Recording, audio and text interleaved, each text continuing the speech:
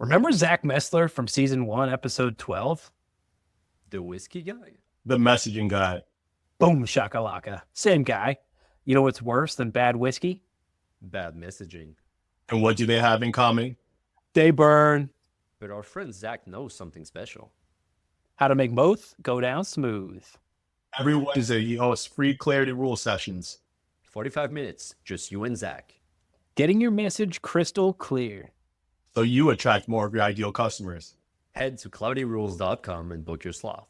Because life's too short for bad messaging. Mm-hmm. We are a podcast for product marketers and B2B SaaS who feel misunderstood of what they do. From someone who truly gets what you do. And basically help you feel less like a misfit, being unignorable in your role.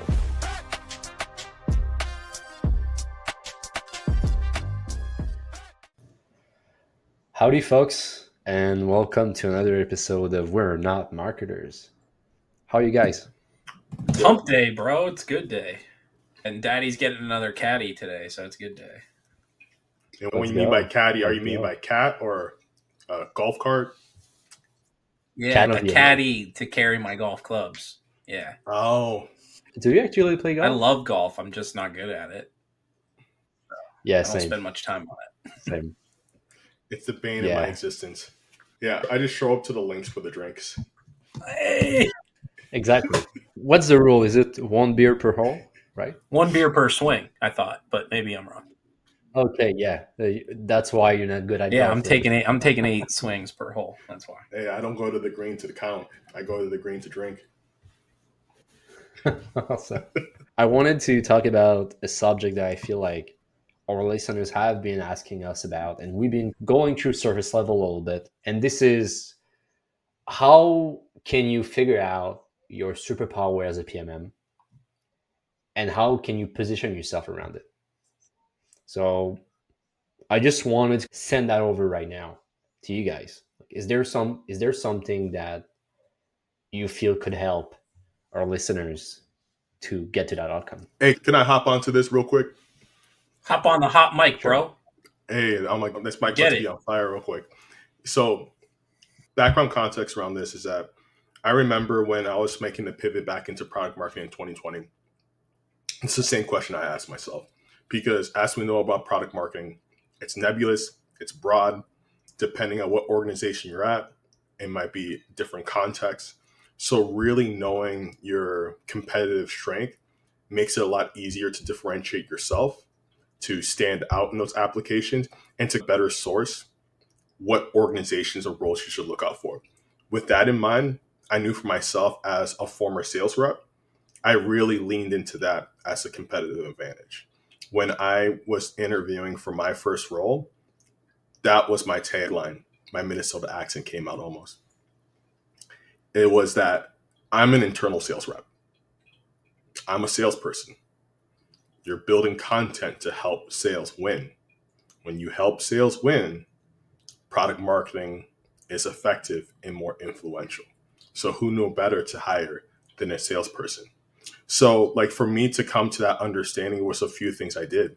Was one, like informational interviews, understanding like where other people working at, what kind of the skill sets that we're looking for, and identifying like, hey, where were gaps? Like similar to what we do as product marketers, what are gaps in those teams? What are areas that I can better shine those skill sets? Second was that looking at my own like internal background. One day I whipped out a sheet of paper and I just started writing down projects I've worked on, wins I achieved, and I called it like an internal win list. From there, I started finding trends of, okay, I'm really good at building projects from like 0 to 1. I'm really good at studying like quota and knowing what I need to do to hit it. I'm really good at storytelling. I've done walking tours. So once I started compiling that, I had a clear narrative and I had points that could back it up. So that's a little just on my take on how I approached it. Just curious, like I'm going to open up the floor to you on just hear like what else you might want to add to that. I think it was pretty sweet that it was like a little bit easier for you to figure out like, hey, this makes sense. This is where I can thrive. I felt like for me, I actually came in to my like tech product marketing career. For those who don't know, I used to work in B2B manufacturing. But spent a lot of time with sales, like lots of trainings, right? Like we called it training, not enablement. But I thought I was like really good at that because similar to you, I had a sales background, worked with these sales folks for a while. But when I moved into B2B, I quickly realized like product marketing isn't just training sales and isn't just like working on one pagers. I did a lot of those. And so it was like my first real understanding, hey, you've got these other major critical things that you need to learn. And I think for me, that was like the biggest thing for me, finding my passion for a few things and actually being good at them. But that was actually getting to try them. I didn't get a chance to do messaging and positioning at this company. I didn't get the chance to do pricing. I wasn't even allowed to like do something like a product launch in the way that we view product launches. In a lot of ways, I think you just got to do some of those things, right? And you may think you're really good at something, but until you try a lot of these other aspects, you're not going to know. And for me, I think that was like my last full-time role where I could actually do some storytelling, do the positioning, do the messaging, see how that translates in market. But I would have never known that. And I would have definitely probably just kept trying to be a good enabler. And at the end of the day, I know that's not my superpower. Like I know it. So my advice would definitely be like, get out there and try these things. Ask the people who hold the project. If there's a pricing project and you want to be part of it, make sure everyone knows that you want to be part of it. And you may not lead the whole thing, but you can get your hands dirty. You can figure out if it's something you want to keep learning. And then eventually I think you'll start finding your path to what your superpower is. I think you both shared very great example, and it's always a question too of it's not easy having that time to just have introspection on yourself, on your skills, especially when the imposter syndrome comes into play, right?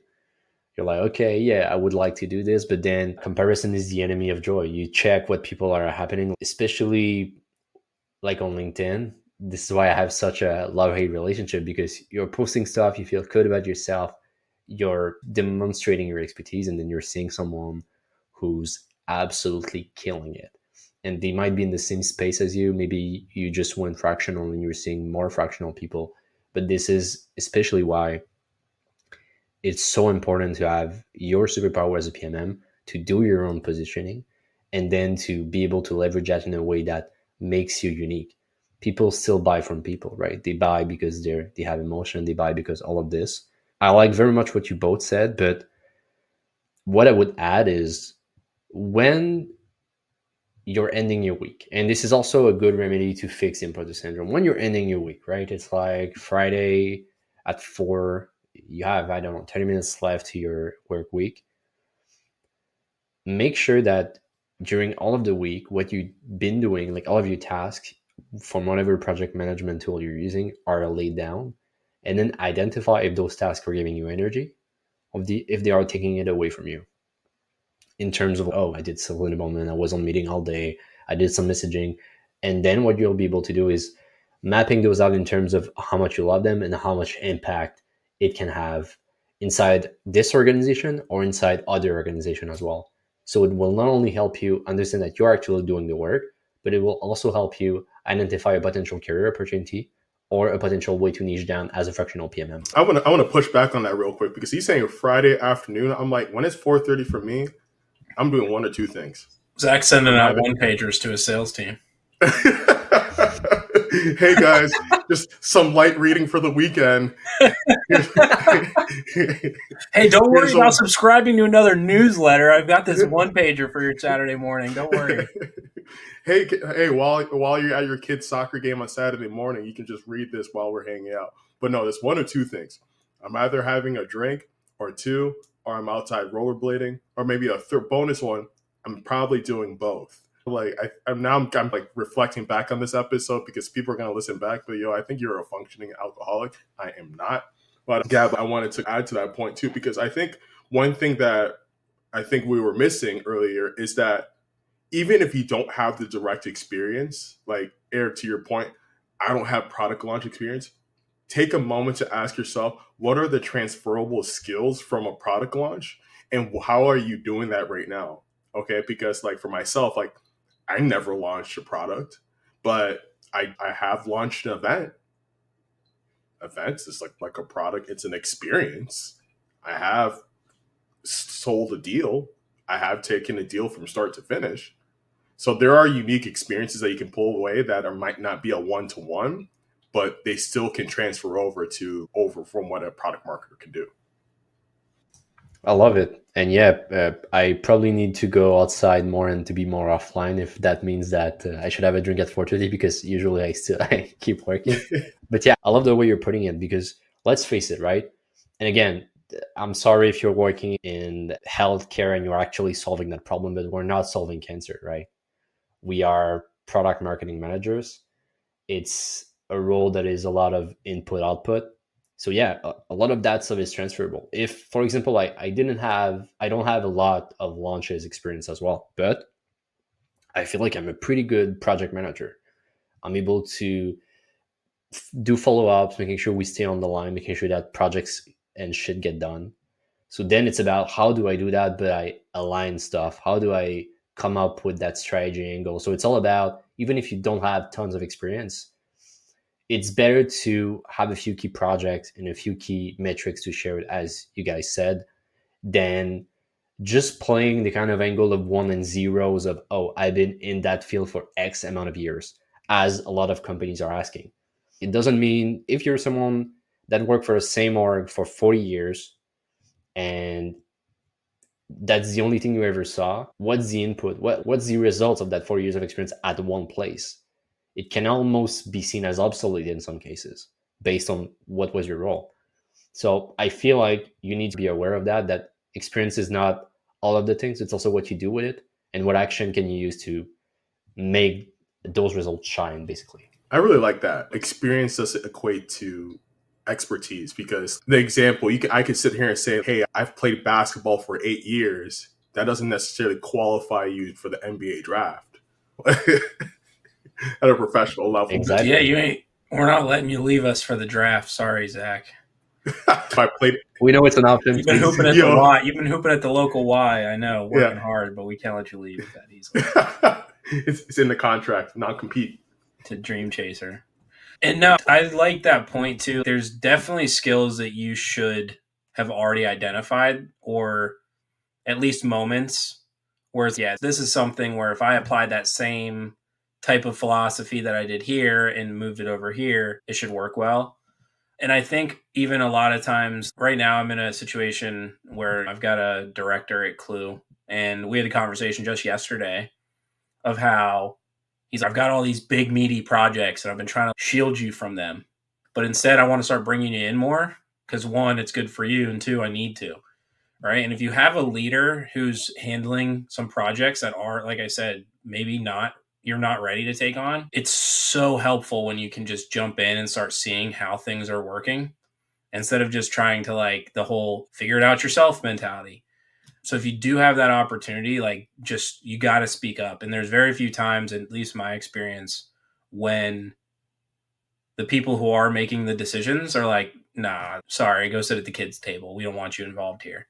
At some capacity, they'll want you engaged. And I think you can really quickly identify if you like that type of work, if you want to be leading that type of work in the future, or if just that little taste of some individual contributor work within that project, if that was enough to turn you off from what it would look like. So I've had both of those situations happen, particularly around, like I said, storytelling, to be able to say, oh yeah, you know what? I actually do like this element of it. It's a lot more impactful for me on that. I don't do it at the end of the week, but on the things that fill my cup. So I totally resonate with both of your points there, and how you combine them, in my opinion, is that last piece of figure out the shit that you really enjoy and that gets you up to get out of bed in the morning. And that's a good indication that you're on your way to your superpower. One thing I wanted to call out really quick here is I think this is a common mistake that we make, when we pivot into a new space, and this goes with any new skill you're learning, is that information overload versus focusing on what do I need to do right now to break in. I like to call this the sharpening the saw concept. Your job is that you want to cut that log. Your focus is this is making that sure that saw is razor sharp to get the job done. You're not taking this saw to like the butcher. You're not going to woodworking, getting like a nice like fancy handle. Like you're focused on that one aspect because that's what's going to get the job done. When you're thinking about breaking into like your role, what is your saw? What is that edge for you? And like I said earlier, that was sales. When you're breaking in, everyone already knows you're not going to have every single skill as a product marketer when you're making that pivot. Yilin said this when we had in a previous conversation when she shared like one of her coaching clients was making the pivot from CPG down to product marketing. And she leaned into her skill on monetization, knowing that was a gap that role was looking to fill that she was looking for. She seeked out the role, she positioned on her strength, and she got the job. You're going to learn these skills as you pick up. So don't over fixate on learning every single thing. Have a broad base, but I'll also lean into your competitive strength to help you stand out. It's almost, I don't remember the model, but you guys probably heard about the T-shaped marketers. Yes. Which is you need to know a little bit of design and SEO and ads and all of this, but then, oh no, this person is super good in product marketing, for example. This person is super good in that field or whatever. And it almost became like a trident a little bit instead of a T, that you have 3 in-depth element that you know you're good at, right? But then I feel like this question of figuring your superpower as a PMM has like a twofold aspect a little bit. And what I mean is, if I'm a consultant, if I'm a fractional PMM, I need to own it, right? My point of view of this is you need to not market yourself as a fractional PMM for the good reason that I don't think everyone understands what a PMM is. And I think that it's important to show your special sauce, show your superpower by doing it. So that's the aspect on the consulting side. And on the in-house side, I think it's about, if you're in a startup, whatever where you are, you still have those guardrails that you need to fit in. So I think it's even more important to have that definition of, I'm good within those 3 things, right? Yeah, I just think all of that is just bringing me to, if you're on the consulting side, I think you should be more focused on trying to get people ready to pay for those set of services before having that service develop. And we heard it with a guest last week. If you are focused on having the perfect offer, you'll be very miserable because your offer will change. It will iterate. You'll always be changing it. So focus on getting people ready to pay you right now and then figure it out. And try to, again, your goal is the seesaw. Your goal is to make a perfect job. But don't go at creating that perfect offer and then trying to look for that demand. Yeah. And I want to piggyback on that because Gab said, don't position yourself as a fractional product marketer. Don't look at my LinkedIn profile headline because that's what it says right there. But I do agree with that too, because one, like when you can specialize in this space, it's easier to sell what you do and then source the clients that are aligned to that problem. But at the same time, even if you don't have a niche, like there's no qualms of starting from a fractional. That's what I want to push back on. Is if you don't have that niche, yes, start a fractional. I remember talking to a friend named Sarah Eddy. For that year, she used that time to figure out what she liked and what she didn't like, similar to what Eric was saying. Oh, I really like launches. I really hate analyst relations. And based off of that, you can pivot and figure that out too. So use that to explore your breadth too as well. But then, like Gab, what you're saying too is that there is power in that niche itself once you nail it. Yeah, and one thing I'd say too is, as I start to figure out the things that I love, force yourself in that direction, right? Not everything, of course, is going to just be able to come up in your workday, or if you are trying to go fractional, you're not just going to have an unlimited list of clients.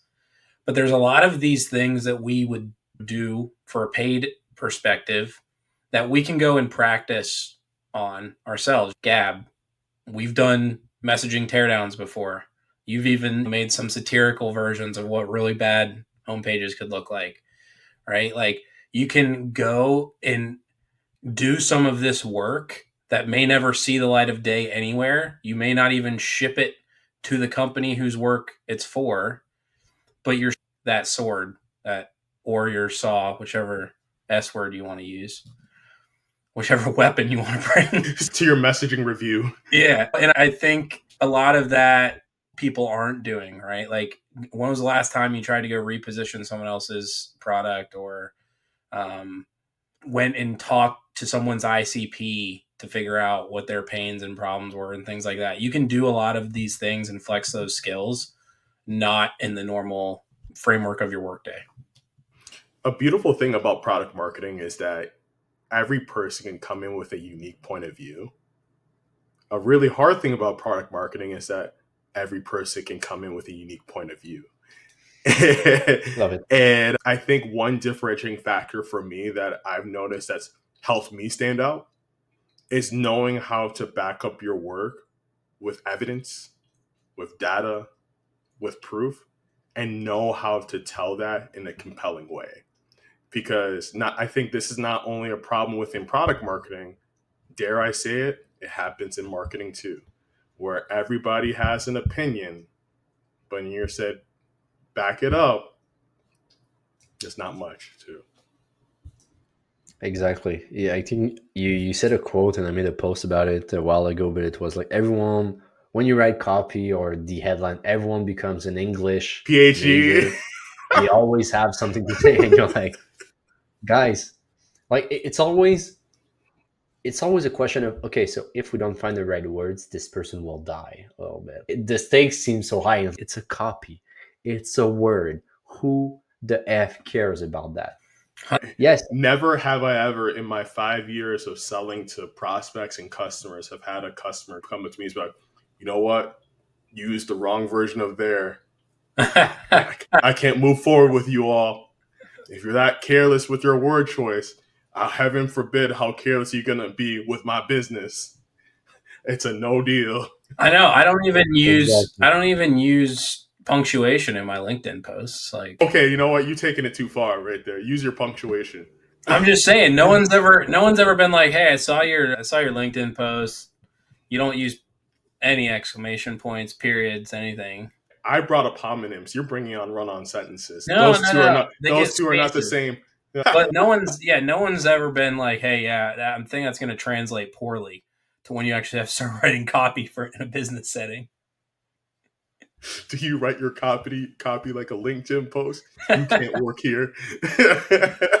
Yeah, exactly. And like the what's it called? The structuring to just to make the readability easier. Okay, I get that it gets more impression and stuff, but who cares? The important part is the content. The important part is the essence of what you're you get writing, the message right? across. No one goes to LinkedIn to read academic work. And that out there. I was gonna say, guys, like I think we've now gotten to the point where we've helped figure out what's the magic sauce that you bring.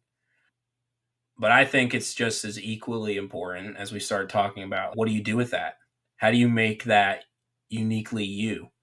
Whether that's going for your next job, or of course, you're trying to carve your own niche as a fractional. How do you then take your superpower that you've identified and the stuff that fills your cup and make sure that is what you're identified as, and that's how you can position yourself in those other opportunities? That's a good question, and I can maybe answer it very promptly, but I'm launching something on Monday. And again, this episode won't be on the same timeline, so it's fine. If you check my LinkedIn while listening to this and it's different, it's because I failed, and it's a good thing, right? You need to experiment a lot, you need to fail a lot. But the angle that I'm playing here is, right now I'm doing a research project. I have around 30 plus hours spent into just reading on messaging, trying to get as much information possible on the context of what is considered messaging. And it's overlapping positioning, it's overlapping copywriting, it's overlapping communication. I dig down a couple of old university books on what is marketing, what is communication, what is strategic messaging, what is strategic marketing, to come up with that understanding. And when you spend as much time researching something, you learn to love it even more because you're seeing different angles. So if you figure out something, I'm not saying screw everything out and let's just do that, but research it, understand the facets, understand the context of it, and it will just make you realize that, hey, I'm built. The essence of what I'm doing is very gratifying, right? I'm just doing messaging, but the angle that I'm doing it with has a lot more impact than what I was expecting when you see the whole picture. So that would be my very actual and relevant tips on that right now. Yeah. I'm going to give you a different take on this, is that start sharing your work. I think that's one challenge with that. What comes down to when we go into a career, we were coached in not sharing our work because it's a sign of modesty, and that's wrong. I think when we can celebrate the work we're doing, it does two things. One, it brings us more confidence in our own expertise. And two, it helps other people along the way to understand a perspective or a point of view. And that's what I look back to when I think back to when I started posting on LinkedIn. It was a space for me to about what I'm working on, write through things that I'm struggling with, write through things that were really going really well. And over time, I started like building this like little community, like these like friendships, connections. I feel like this is how we got connected too. And it's, don't go on LinkedIn with the sole focus of, oh, I'm here to create leads or I'm here to close my next business, find my next opportunity. Go out there with the intent of building that relationship, because you never know what that relationship could lead to next. And how to do that is sharing about things that you care about, sharing about things that people are struggling with that you might be helpful on, and just talking about things that you enjoy. Maybe rollerblading. Yeah, talk about rollerblading. I'll talk to you about that. It's a social network, right? Not a lead gen or a business network. And I feel like this is very important. Yeah, but also go outside too, because if you're working on Friday till 4:30 p.m., I'm like, yeah, go outside. Don't be like me. Get them vitamin D, and not the supplements. I'm talking about the sunlight. And I've got a less maybe like tangible suggestion, but to me, at least personally, I think it's like just as important as like practical advice. So I think once you've found your superpower, like the most important thing that you can do is identify as yourself as that superpower. And what I mean by that is stop thinking of yourself as a product marketer if you are an expert in messaging like Gab, right? Stop thinking of yourself as a product marketer if you're super savvy at making that connection between sales and everyone else. I think if you can identify yourself as, that's like step one. Wake up in the morning, view yourself as this, and then everyone else will start viewing you that same way. Number two, I can share a little bit of a story with this, is you got to find your ultimate confidence. I think you're going to have good and bad days, but you have to have unwavering confidence in yourself and your superpower, and that people want both of those things. And so I'm buying a brand new car, my first new car ever with 0 miles. And do I need one? No, not really. Does my family need one? No, not really. We're doing fine as a 1-car household. However, when I got in that thing as a loaner last week, my confidence shot through the roof. I felt like $1 million. So I'm not telling anyone that they need to go out and do something that drastic, but make sure you're filling yourself up with those things that give you confidence. And when you start to feel yourself waver, fill yourself up with one of those confidence boosting activities. And make sure that, again, when you wake up, you identify yourself as him or her version of that product marketer, not just a product marketer. That's it. I'm buying a car. And then go buy a sweet car. Or buy a sweet pair of rollerblades. Yeah. Actually, highly recommend Zach's therapy as opposed to mine.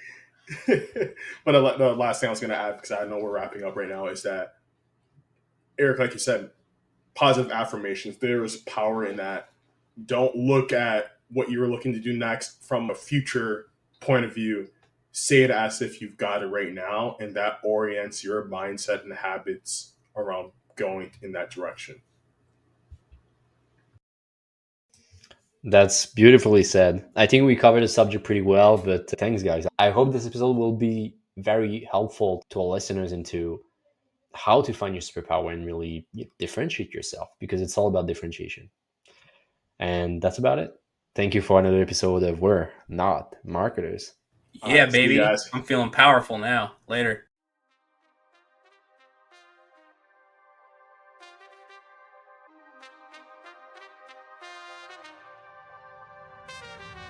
Thank you for listening to We're Not Marketers.